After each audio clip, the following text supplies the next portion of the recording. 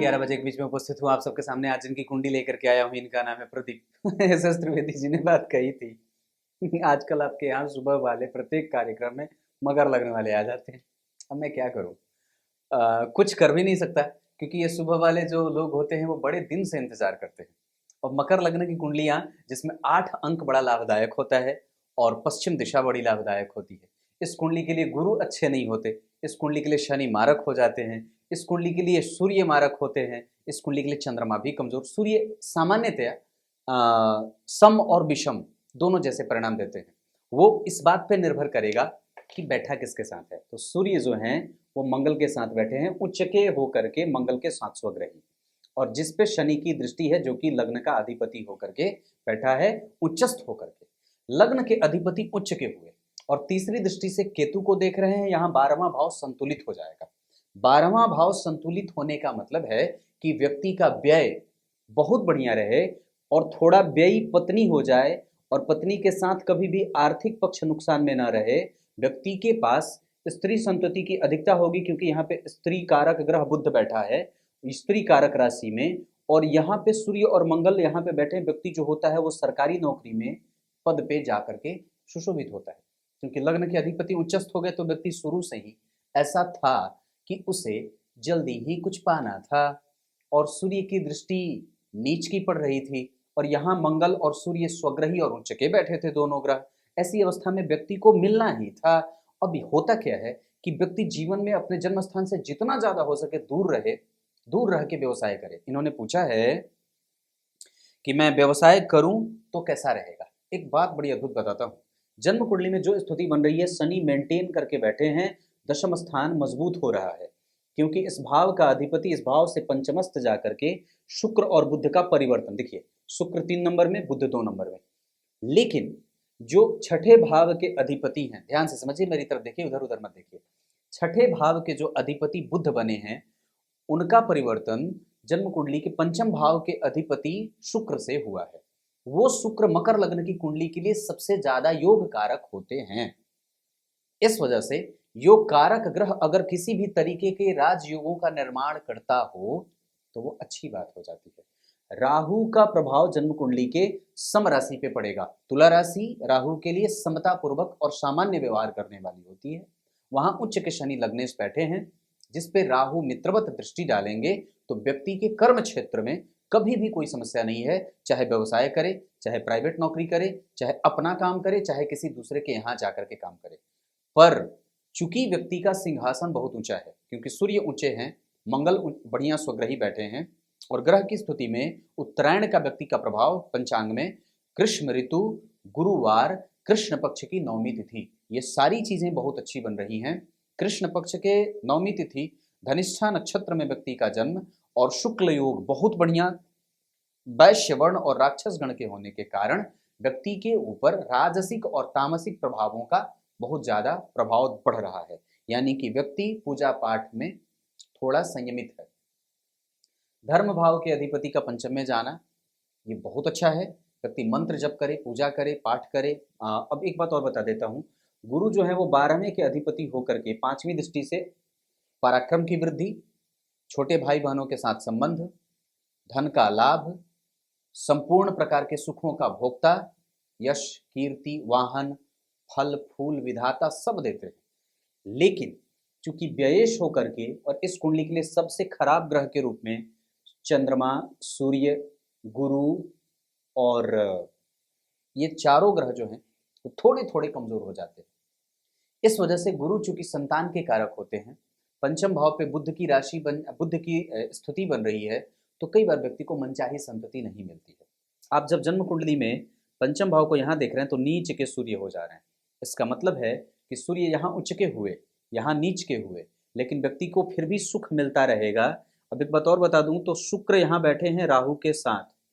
व्यक्ति के अपने ही दुर्गुणों के कारण व्यक्ति को पुरुष संतति नहीं मिल रही या कई बार उसकी कमी देखी जाती है।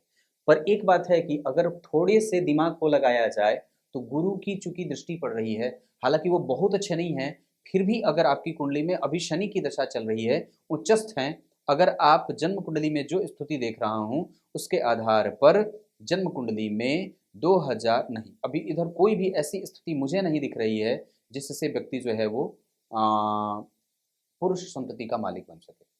कई बार ऐसी स्थितियां हो रही हैं, क्योंकि आप जब जन्म कुंडली में D9 चार्ट में मंगल को देखिए, यहाँ मित्र की राशि में यहाँ के अधिपति छठे भाव के अधिपति के साथ परिवर्तन कर रहे हैं। संतति में पुरुष संतति का सुख कई बार कमजोर हो रहा है। इसको अध्ययन में रखने के लिए हमें शुक्र पे आना होगा। क्यों आखिर ऐसा हो रहा है? शुक्र जो है वो रोग की राशि में बैठे हैं। मिथुन राशि जो होती है वो पराक्रम की राशि होती है। शुभ ग्रह का विषम संख्या की राशि में बैठना कमजोर हो जाता है। छठे भाव में पापक ग्रह का बैठना अच्छा होगा, लेकिन शुभ ग्रह का बैठना कमजोर हो जाएगा। यानी कि शुक्र जो कि इस कुंडली में सर्वाधिक योग कारक ग्रह होते हैं, जन्म कुंडली में व्यक्ति के जीवन में कई बार पुरुषोचित गुणों का प्रभाव कमजोर हो जाता है। आप जरा गौर करिए तो बुध सम संख्या की राशि में, शनि विषम संख्या की राशि में, गुरु सम संख्या की राशि में, सम संख्या की राशि में गुरु और बुध सम संख्या की राशि में, ऐसी स्थिति में स्त्रियोचित प्रभाव ज्यादा पड़ रहा है। और साथ ही साथ शुक्र जो है वो राहु के साथ है, व्यक्ति का वीर्य क्षय हो जाता है, वीर्य का नुकसान हो जाता है। कई बार इसका मतलब है कि स्त्री संतति ही व्यक्ति के जीवन में कई बार ढलती है, और पुरुष के लिए व्यक्ति को प्रयास ज्यादा करना पड़ता है, दिमाग ज्यादा लगाना पड़ता है। व्यक्ति अगर अपना व्यवसाय करना चाहे तो बिल्कुल ही पत्थरों का काम, कंस्ट्रक्शन का काम, लकड़ियों का कारोबार, दवाइयों से संबंधित कारोबार, और अस्त्र शस्त्र, शराब, और कई बार केमिकल, कई बार वृक्ष पेड़ पौधे लगाने का काम, जो बोलते हैं नर्सरी जिसको बोलते हैं, फर्टिलाइजर से संबंधित, बिल्डिंग मटेरियल से संबंधित कारोबार कर सकता है। साथ ही साथ व्यक्ति जो है वो पहाड़ों से संबंधित, पहाड़ पठार, गिट्टी बालू छड़ सीमेंट ये जो बोलते हैं उसको, सिरेमिक वगैरह के भी व्यवसायों में जा सकता है। आपकी कुंडली में जो शुक्र यहाँ बैठे हैं वो स्वग्रही हैं, जिन्होंने सूर्य का नीच भंग किया है। सूर्य 7 नंबर में नीच के होते हैं और शुक्र 7 नंबर स्वग्रही उनकी अपनी राशि है। इस वजह से मैं जहाँ समझ रहा हूँ कि अगर व्यक्ति की कुंडली में 2022 के 10वें महीने में अगर एक बार प्रयास करा जाए तो शायद कुछ अच्छी स्थिति बने। वैसे जन्म कुंडली में बुध यहाँ पे अष्टम भाव में और शुक्र यहाँ पे रोग भाव में, स्थिति थोड़ी कम ही है। चंद्रमा यहाँ बैठे हैं। स्त्री के जीवन, व्यक्ति के जीवन में स्त्रियों का प्रभाव ज्यादा होता है। माता का सुख, पत्नी का सुख, बेटियों का सुख ज्यादा दिख रहा है। यहाँ पे मंगल का प्रभाव, व्यक्ति की कुंडली में मंगल जो कि, और यहाँ पे गुरु जो कि पीछे जा रहे हैं। धन की समस्या और आर्थिक प्रलाप कभी भी नहीं। व्यक्ति भौतिकीय दृष्टिकोण से कभी भी कमजोर अपने आप को महसूस नहीं करेगा। उसका कोई भी काम रुकेगा नहीं धन के कारण, क्योंकि जन्म कुंडली में लग्न के अधिपति यहाँ उच्च के, तो यहाँ पे वो जन्म कुंडली में गुरु के साथ बैठे हैं। अष्टम भाव के अधिपति होकर के अष्टम भाव को देख रहे हैं, आयु का मालिक, और व्यक्ति को बुढ़ापे में कई बार कष्ट होने लगता है। इस वजह से व्यक्ति को अपने बैलेंस को हमेशा ही बना करके रखना चाहिए, और व्यवसाय में संपूर्ण धन कभी भी नहीं लगाना चाहिए। ये बात अपने धन के बारे में, अपने स्टेट के बारे में, अपने जो आपने बैलेंस बनाया है उसके बारे में कभी भी किसी से कोई चर्चा ना करिए। जितना ज्यादा हो सके अपने आप को अलग रखने का प्रयास करिए। हालांकि आपकी कुंडली में ऐसी स्थिति बनी है कि कोई भी आपको धोखा नहीं दे सकता, लेकिन चूंकि आपकी कुंडली में लग्नेश की तीसरी दृष्टि जहां 12वें भाव पे शत्रु की पड़ रही है, 7वीं दृष्टि जहां नीच की पड़ रही है, और 10वीं दृष्टि जहां यहां भी बहुत अच्छी नहीं पड़ रही है, तो लग्नेश की दृष्टि अच्छी नहीं पड़ रही है, लेकिन वो जहां जहां भी देखेंगे वहां पे एक अलग तरीके का प्रभाव भी विकसित करेंगे, पॉजिटिव। इसका मतलब है कि व्यक्ति को भवन का सुख, वाहन का सुख, जमीन का सुख, जायदाद का सुख, चल अचल संपत्ति का सुख और संपूर्ण मानसिक सुख, उसको कोई भी फर्क नहीं पड़ता है कि उसको पुत्र संतति है या पुत्री संतति है, वो उसमें ही संतुष्ट है, क्योंकि उसका आत्मबल ठीक है और उसका प्रभाव ठीक है। एक बात बताता हूँ, सूर्य जब मेष राशि के और धनु राशि के हो जाते हैं तो कई बार स्त्री संतति ज्यादा होती है और व्यक्ति वीर्य से कमजोर होता है, वीर्य स्खलन तुरंत हो जाता है। बोल दिया। अब यहां तक बात थी। गुरु का प्रभाव यहाँ, गुरु का प्रभाव यहाँ, गुरु का प्रभाव यहाँ, गुरु की उच्च दृष्टि पड़ेगी। इस वजह से व्यक्ति के पास इनकम कभी कमजोर नहीं है, उसकी आय बनी रहेगी। वो पराक्रमी है, यश का मालिक भी होगा, थोड़ा कम। कई बार टाइम पे जो चीज होनी चाहिए वो टाइम पे नहीं होती। कई बार आप बहुत ज्यादा दूर चले जाते हैं, तब आपको कई बार वो चीज मिलती है। या पीछे से रिकॉल किया जाता है, बुलाया जाता है, आओ तुम्हारी ये बात छूट रही है, इसको लेके जाओ। ऐसा है, देर से कई बार चीजें परिणाम मिलती हैं या टाइम पे ना मिलती, ऐसा हो सकता है क्योंकि आप शनि से प्रभावित हैं, ऐसी स्थिति बन रही है। दशमांश कुंडली में लग्न के अधिपति शनि बनते हैं, वो जा करके धनु राशि में यहाँ भी, और यहाँ पे वो धनु राशि की तरफ बढ़ रहे थे, जहाँ पे व्यक्ति के जीवन में चंद्रमा और मंगल का संपूर्ण सुख, पत्नी की कुंडली भी कई बार कमजोर पड़ रही है क्योंकि लग्न के अधिपति जन्म कुंडली में जाकर के अष्टम में बैठ रहे थे। ऐसी अवस्था में दाम्पत्य बहुत ज्यादा अच्छा ना हो तो बहुत ज्यादा बुरा भी ना हो, सामान्य दाम्पत्य देख रहा हूँ। यहाँ पे मंगल मित्र की राशि में बैठे हैं, उच्च की राशि की तरफ बढ़ रहे हैं, उनकी चौथी दृष्टि दशम भाव को पत्नी, काम में और कर्म क्षेत्र में सपोर्ट करने वाली। इनके आने के बाद भी व्यक्ति को उत्थान मिलता है, गर्माहट रहती है, थोड़ी सी शत्रुता भी रहती है, और साथ ही साथ व्यक्ति के पास पत्नी थोड़ी खर्च भी करने वाली होती हैं या कई बार अपने वास्तविक स्थिति को नहीं समझने वाली भी होती है, ऐसा संभव हो सकता है। जन्म कुंडली के डिटेन चार्ट में आप अगर खुद का काम करेंगे तो ज़्यादा अच्छा रहेगा। यहाँ पे सूर्य का नीच भंग होना, यहाँ सूर्य का दशम में जाना, यहाँ सूर्य का दशम में देखना व्यक्ति को एयरफोर्स में या व्यक्ति को सरकारी क्षेत्र में, व्यक्ति को कई बार पदस्थ अधिकारी बना देता है। हालांकि कई बार जो मैं देख रहा हूँ उसके आधार पर कई बार मुझे ये बात भी दिख रही है कि व्यक्ति के जीवन में सामंजस्य की कमी है। मतलब क्या है कि व्यक्ति को कई बार ये बात अनुभव हो कि आ हा मुझे ये नहीं मिला, छूट गया। कई बार जब व्यक्ति अंतिम तक यात्रा कर लेता है तो अंतिम में जाकर के वो चीज भूल जाता है, ओहो ये चीज छूट गई, ये मिस हो गया। ये जीवन में कई बार व्यक्ति के जीवन में घटनाक्रम ऐसे जुड़ेंगे, जैसे आप संतति को ही लेकर के रखिए। अंतिम समय में पुत्र की याद आती है, अंतिम समय में पुत्र की कमी खालिश उसकी बाकी रहती है। ऐसा जीवन में हो सकता है, ऐसा संभव है, ये बात बनती है। चतुर्थ स्थान के अधिपति जन्म कुंडली में शुक्र पंचम में, यहां भी शुक्र पंचम में, यहां जन्म कुंडली में पंचम के अधिपति। इसका मतलब क्या है? इसका मतलब है कि व्यक्ति के जो पिता का प्रेम जीवन में देखने को मिल रहा है वो बड़ा ही संतुलित है और बहुत ही प्रबुद्ध है।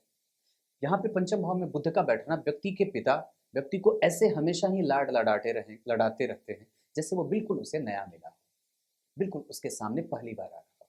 पहली बार जिस तरह से गोद में खिलाने का जो अनुभव प्राप्त करता है व्यक्ति, वो अंतिम अवस्था तक उसकी ऐसी ही बनी रहती है। मतलब व्यक्ति के पिता उसके पास हमेशा ही वही प्रेम ले जाकर के हाजिर होते हैं जो उसने पहली बार देखते हुए पाया था या जो उसने पहली बार देखते हुए करा था।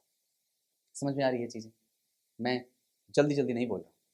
अब ये ना कहना कि मकर लगने की कुंडली फिर से दोबारा लेके आ गए, क्योंकि मकर लगने की कुंडली ही आ रही है, मैं भी आजकल यही देख रहा हूँ। इस कुंडली के लिए सूर्य, चंद्रमा, धनु राशि और मीन राशि और गुरु कुंभ राशि थोड़ी से कमजोर बीतने वाले हो जाते हैं। बुध यहाँ पे भाग्य भाव के अधिपति हैं, पंचम में बैठे हैं।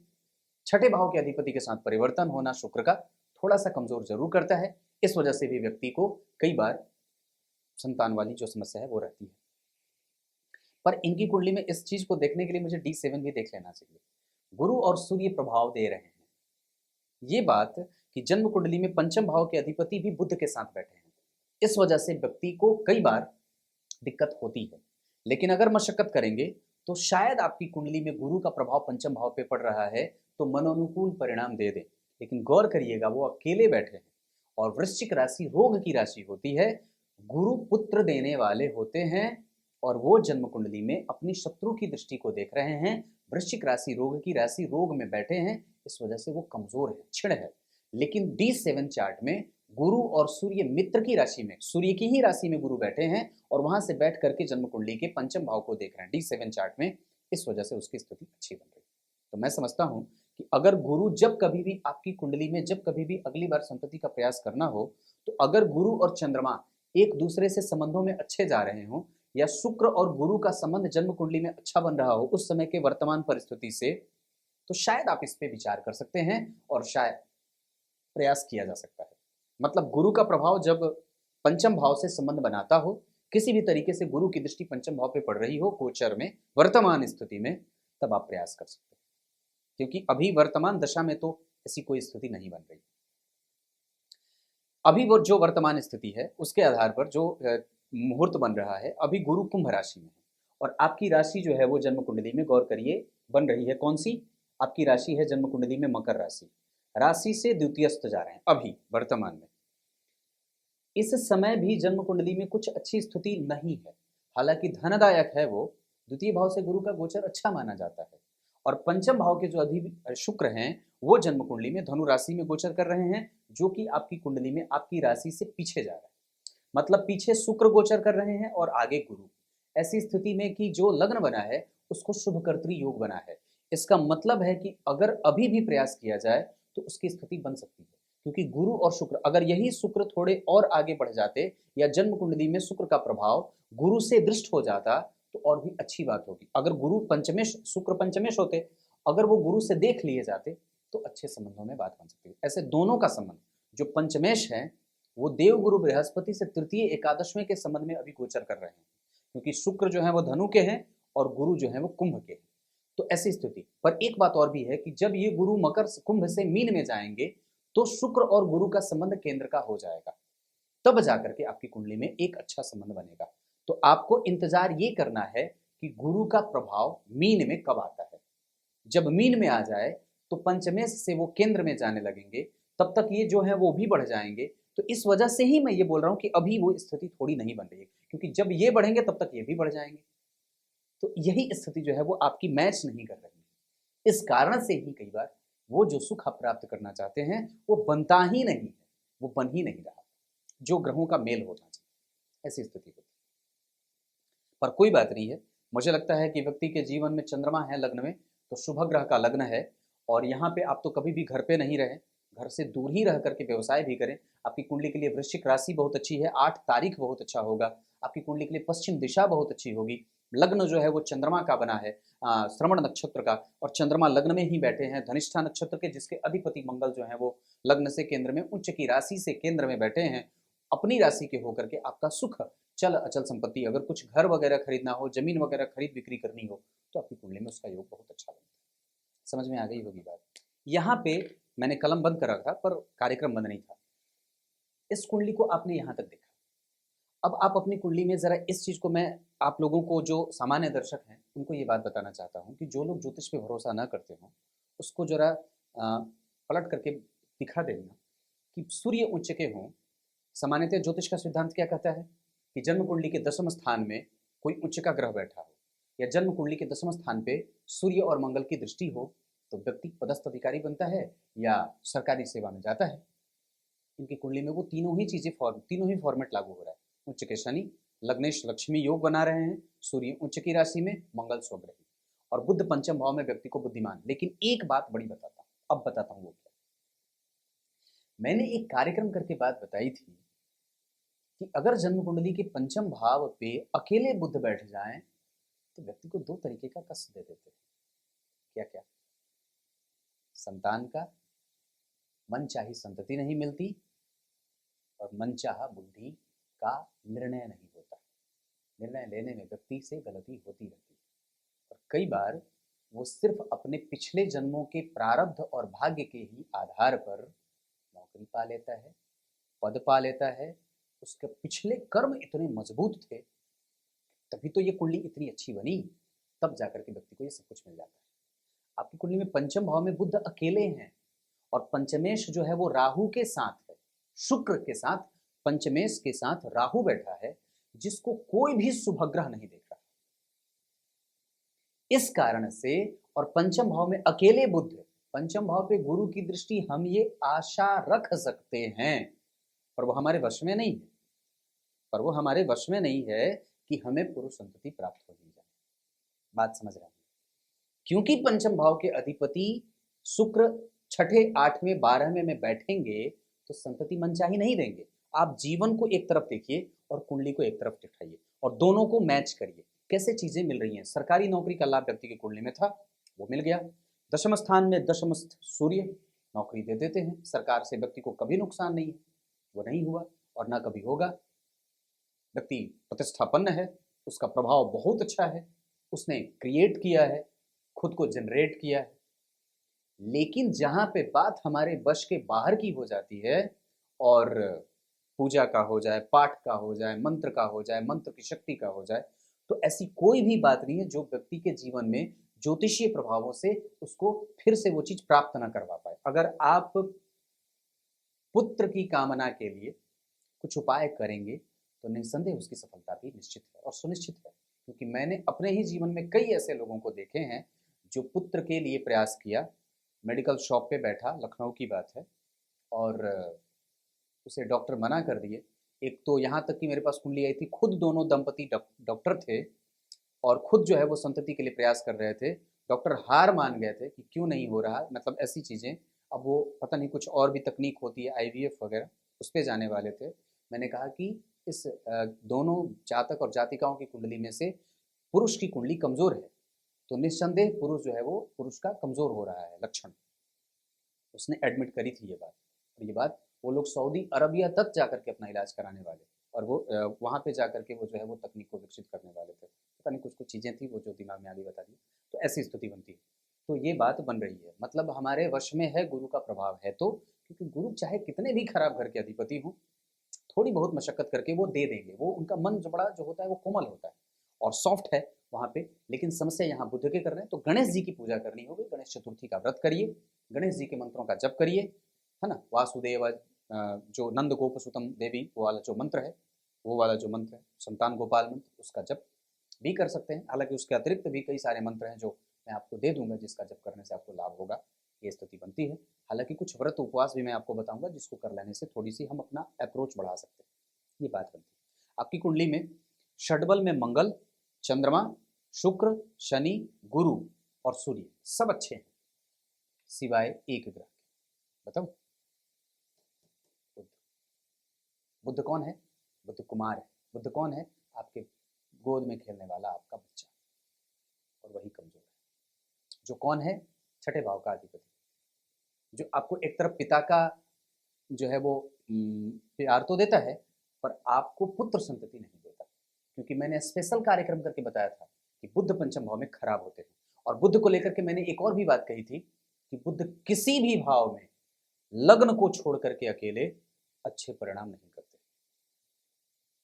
इस वजह से ये भाव कमजोर हो रहा है, चंचलता रहती है, कंसंट्रेशन की कमजोरी हो जाती है। टेबल पे बैठने से पहले व्यक्ति बहुत सारी बातें सोचता है, लेकिन टेबल पे बैठने के बाद छू मंतर और गायब, चीज़ें खत्म, और वो सही तरीके से प्लानिंग नहीं कर पाता है, या तो रैंडमली जीवन में कई बार घटनाएं यूं घट जाती है। इस वजह से या तो मुहूर्त की कमी, या तो व्यक्ति के अभ्यास की कमी, या कई बार व्यक्ति के जीवन में अचानक अचानक से कई सारी चीज़ें घटती जाती हैं और उस पर उसका कंट्रोल नहीं रहता। ऐसा इसलिए क्योंकि यहाँ सूर्य और मंगल बैठ करके आपको उत्तेजित बना देते हैं। जो व्यक्ति मुहूर्त का परिज्ञान नहीं करता है उसके साथ ऐसी ही घटनाएं होती हैं, ये समझने की बात है। अब क्या बताऊँ, आपकी कुंडली में मैं जो देख रहा हूँ उसके आधार पर गुरु, शुक्र, राहु, शनि और चंद्रमा, इनकी दशाएं दम लगाने के लिए मजबूर करेंगी, मेहनत करने के लिए मजबूर करेंगी।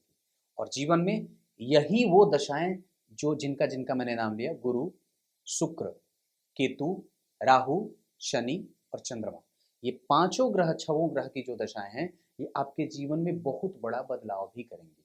जैसे कि बुध की दशा में व्यक्ति को भाग्योदय हो जाता है, चंद्रमा की दशा में व्यक्ति का लाभ हो जाता है, सूर्य की दशा में व्यक्ति को पद वृद्धि मिल जाती है, मंगल की दशा में व्यक्ति का यश, कीर्तिमान और खर्च बढ़ जाता है, साथ ही साथ शुक्र की दशा में व्यक्ति के व्यय बढ़ते हैं और कंट्रोल भी होते हैं। दाम्पत्य में कई बार कमजोरी भी रहती है। मंगल यहाँ के अधिपति चंद्रमा जन्म कुंडली में इसको देख रहे हैं तो पत्नी हमेशा ही सुदृढ़ और मजबूत होती है और घर को अच्छे तरीके से संभालने वाली भी होती है, सबका स्नेह बटोर करके रहने वाला व्यक्ति होता है। थोड़ा जो होता है वो दबंग भी होता है, उसके पास ऐसे प्रभाव नहीं, क्योंकि सूर्य है, मंगल है उसका, वो कभी भी गलत और निंदनीय नहीं है। थोड़ा जो है वो पाप कभी कभी कर लेगा क्योंकि एकादशवें में गुरु बैठे हैं, लेकिन सूर्य उसको ये ऐसा नहीं करने देंगे। उस वो जब भी कोई गलत और निंदनीय कृत्य करना चाहेगा, उसके अंदर की जागृति तुरंत ही उसको रोकने का काम करेगी। व्यक्ति देश सेवा के लिए समर्पित होगा, क्योंकि लग्न में चंद्रमा बैठे हैं। व्यक्ति को स्पष्ट नेचर का, सुदूर तक सोचने वाला, और कई बार व्यक्ति के जीवन में पश्चाताप की घड़ियां बहुत ज्यादा आती रहती हैं, ओह वाली बात, ओह वाली फीलिंग मिलती है, ऐसा। शनि का प्रभाव यहाँ, शनि का प्रभाव यहाँ बताया, नीच की दृष्टि है, इस वजह से कई बार आपको सब कुछ नहीं मिल सकता। सब कुछ कहाँ मिलता है किसी को, मुझे भी तो नहीं मिल रहा। और यहाँ ऐसी स्थिति कि 10वीं दृष्टि जब यहाँ पड़ेगी, यहाँ के अधिपति से केंद्र में, यहाँ के अधिपति पे मंगल की नीच दृष्टि पड़ रही है, तो कई बार जो होता है वो द्वितीय संपत्ति बीमार हो या द्वितीय संपत्ति कष्ट दे दे, या कई बार जो होता है वो पत्नी बीमार हो, उनको रक्त की समस्या हो, कई बार वो भी जो है वो अडॉप्ट करने में दिक्कत करती हैं, मुश्किलें होती हैं, रक्त का रोग हो जाता है, बीमारियां बढ़ जाती हैं, ऐसी स्थिति भी होती है। समझ रहे हैं ना मैं जो बोल रहा हूँ। इस भाव पे गुरु की उच्च दृष्टि पड़ रही है, मतलब अगर जन्म कुंडली में, मैंने वही गुरु वाली बात बताई, तो गुरु का प्रभाव बढ़ेगा। गुरु का प्रभाव जन्म कुंडली में बुध पे है, भाग्य भाव के अधिपति को या धर्म भाव के अधिपति को। अगर धर्म का कारक देखेगा तो व्यक्ति के पास आशीर्वाद है। आप पूजा करिए, गो सेवा करिए, एकादशी का व्रत करिए, कुछ व्रत उपवास पे ध्यान दे दीजिए, निस्संदेह कुछ ना कुछ तो हो ही जाना है, क्योंकि गुरु का असर है, वो जरूर कुछ ना कुछ कर देते हैं। आपकी कुंडली में अगर मैं ग्रह की स्थिति के बारे में चर्चा करता हूँ, तो राहु और केतु जिस डिग्री पे बैठे हैं, 2 डिग्री के बाल अवस्था के, सूर्य जन्म कुंडली में उच्च के बैठे हैं और 21 डिग्री के हैं, वृद्ध हो जाएंगे, इस वजह से मैंने वो बात कही थी वीर्य वाली। चंद्रमा जो है वो जन्म कुंडली में जिस डिग्री पे बैठे हैं वो 16 डिग्री के हैं, अवस्था में वो बाल अवस्था के हैं, इस वजह से 50% का परिणाम देंगे, उससे कम 25% का कर सकते हैं। मतलब व्यक्ति का मन अस्थिर भी होगा। बुध यहाँ पे पंचम भाव में अकेले बैठे हैं, इस वजह से भी ऐसी बात बनती है। बुध मंगल मृतप्राय होंगे और बुध भी मृतप्राय हैं, इस वजह से बुध देखिए पंचम भाव में मृतप्राय है। और पंचमेश कौन है, पंचम भाव में जो ग्रह बैठा है वो कौन है, भाग्य के अधिपति। तो यहाँ से भी संपूर्ण सुख देख रहे हैं, यहाँ से भी सुख देखा जाता है, यहाँ से भी सुख देखा जाता है, यहाँ से भी सुख देखा जाता है, ये सब सुख ही है। तो भाग्य भाव जो होता है वो व्यक्ति के जीवन में पितरों का निर्माण करता है या पितर होता है, इस भाव के अधिपति मृतप्राय। मंगल जो है वो व्यक्ति का पुरुषत्व गुण, पुरुषत्व का रक्षक होता है, वो मृतप्राय। तो गौर करिए, तो जन्म कुंडली में लाभ भाव में जहां गुरु बैठे हैं उस भाव के अधिपति मृतप्राय, और जिस भाव के अधिपति को गुरु देख रहे हैं वो भी मृतप्राय। तो मंगल और बुध के ही संयोग से एक क्रिएशन पैदा होता है, क्योंकि क्रिएटिविटी यही दोनों देते हैं, मंगल और बुध, और वही दोनों कमजोर हैं। इस वजह से ही व्यक्ति जो होता है वो लगातार एक ही तरीके की संतति, या फिर आपकी पत्नी की कुंडली में पंचम भाव कमजोर होगा, यहाँ तो हो ही रहा है, उसमें भी होगा, इस वजह से भी कई बार ये चीजें बनती हैं। तो मंगल और बुध जो है वो मृतप्राय हैं, इस कारण से कई बार वो चीजें कमजोर हो जाती है। बात समझ में आ गई। शुक्र जो है वो बाल अवस्था के हैं, क्योंकि डिग्री जो है वो उस अवस्था पे उनको बाल अवस्था का लेके जाएगी, तो इस वजह से भी 25% यहाँ से भी मिला। और मंगल और बुध पहले से मृतप्राय, सूर्य जो है वो पहले ही बाल अवस्था के बैठे हैं, तो वृद्ध अवस्था के बैठे हैं, तो ये सारी जो स्थितियां बन रही वो ग्रह को थोड़े थोड़े थोड़े थोड़े रूपों में कमजोरी दे रहे हैं, इस वजह से ये चीज बनती है। अब एक बात और बताता हूँ, थोड़ा निकट आकर के बैठना मेरे और कान में कहता हूँ ये बात कि अगर बात बन सके तो आप ले भी सकते हैं गोद, ये बात भी बनती है। यहाँ पे शुक्र राहु के साथ है और गुरु इस भाव को देख रहे हैं, ऐसी स्थिति में कई बार व्यक्ति चाहे तो अपने नजदीकी रिश्तेदार से भी इस मामले में संपर्क कर सकता है। अगर नहीं है तो कोई बात नहीं है, और है तो इस पर भी विचार करें। तब तक के लिए बहुत बहुत